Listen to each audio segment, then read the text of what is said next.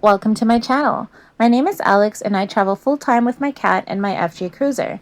Sometimes we take the travel trailer with us, other times all we've got is our overlanding setup.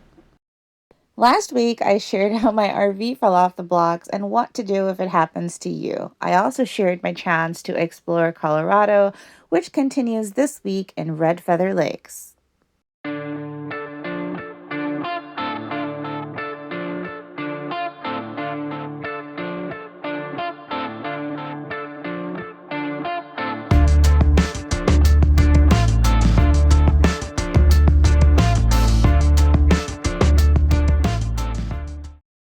When I left Salida, Colorado, I stayed at a Boondockers welcome spot in Denver, Colorado. Don't really have any footage because I stayed there for my 3 work days. However, I did start to get sick while I was there. I don't know why, but I now get allergy symptoms whenever I'm in city areas. Luckily, I had the absolute best nurse in the world to take care of me, even though he seemed more fascinated by a straw. Not surprisingly, as soon as I woke up on my day off, I started the hooking up process because I really wanted to get out of there. Aside from the fact that I was still having allergy symptoms in the city, I also just needed to get away from some very yappy dogs. I had found this boondocker spot up in the Colorado mountains closer to Fort Collins, and I wanted to go check it out.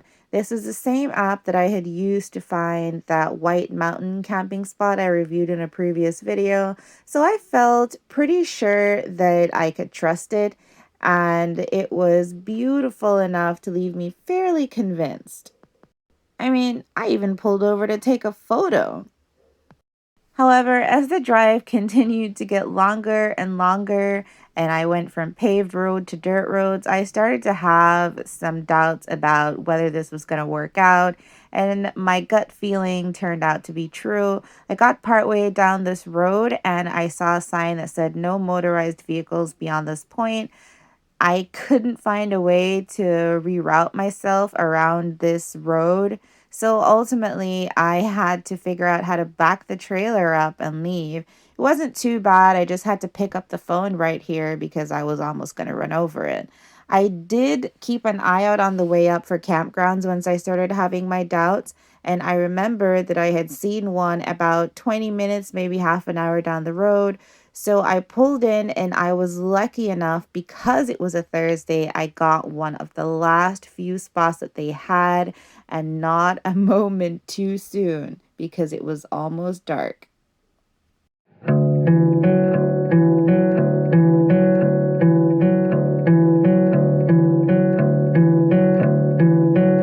When I woke up the following morning and I realized what was around me, I was so happy I did not find that boondocker spot after all. This was absolutely amazing and I loved it. I absolutely fell in love with the place. You should go if you're ever near Fort Collins, Colorado. However, now that I had water, since I wasn't boondocking after all, I decided, you know what, I might as well get some laundry done so that I could have some clean clothes. And while that was going on, the camp host stopped by to have a discussion that you should listen to. So I have to ask you a question. Sure. Were you here last year? No. You didn't? Okay. Well, I'll tell you, you have a twin. I do? Yes. This is exactly where she was, and she had a camper about like yours, and she was traveling by herself. Very sweet. She stayed with us, I don't know, 3 or 4 days, and then she signed up for another 3 or 4 days. But anyway, I thought, well, Really? maybe it was you. I have a twin out here? Yeah, but I think she's a little older than you, come to think of it. I'll grow into So, it. This conversation really made my day. Sis, I don't know who you are, but if you ever happen to come across this video, we need to meet up. At this point of my travel journey, I was really starting to lament that I didn't run into a lot of younger people. And whenever I did, they were very married to this idea of needing to live in the city. Even when they had vans, they basically just had city studio apartments on wheels that they took off to campgrounds on the weekends for hashtag van life. And it was starting to suck a little bit. But it's hard to complain about my life, so I got my paddleboard, blew that puppy up, put my life jacket on, and took it out on the lake. So I'm not gonna lie, it was probably way too windy for me to be on the water this day, but who can really complain about some free exercise and a view like this? It was absolutely beautiful and I loved it anyway. However, once I put that camera closer to the water, you can start to see what I mean. It was pushing me in one direction and sometimes sideways, which is kind of weird being on a lake and having to deal with that, but that's what happens when you have wind. There were moments when it was pushing me in the direction that I did want to go, and so I was able to just relax for a second, enjoy the view, and film a little bit. But of course, I then had to paddle in the opposite direction to get back to camp. Apparently, I didn't get all my free exercise in because the next day I decided to go hiking. One of the most hilarious things about tiny living is that you still lose your things even though you have less things to lose. So here I am trying to find my hiking shoes because they were the last things I threw in before I left my last spot. Of course, you gotta knock it a couple of times because I was in the desert and you just never know if there's scorpions inside your shoes. And then once I was done, I was on my way.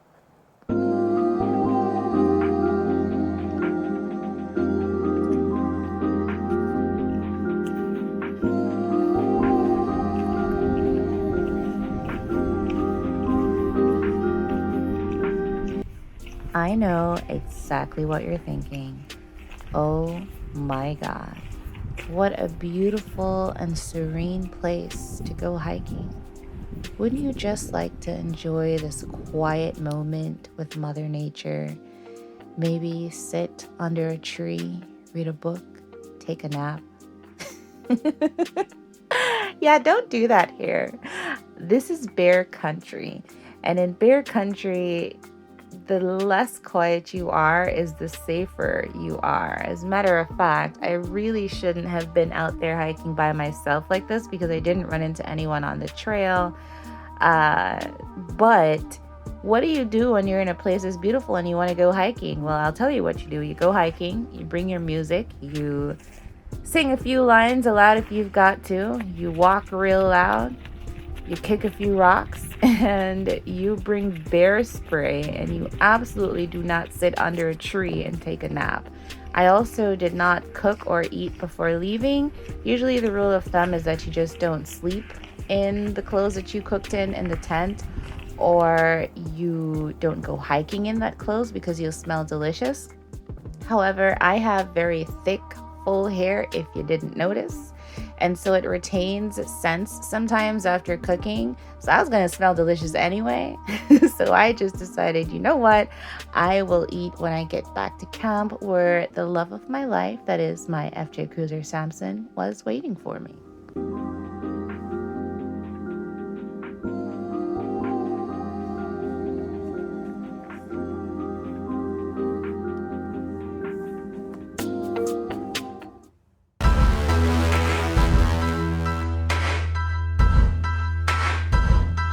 Next week, I'm taking you back down the mountain into civilization where I attended the Overland Expo.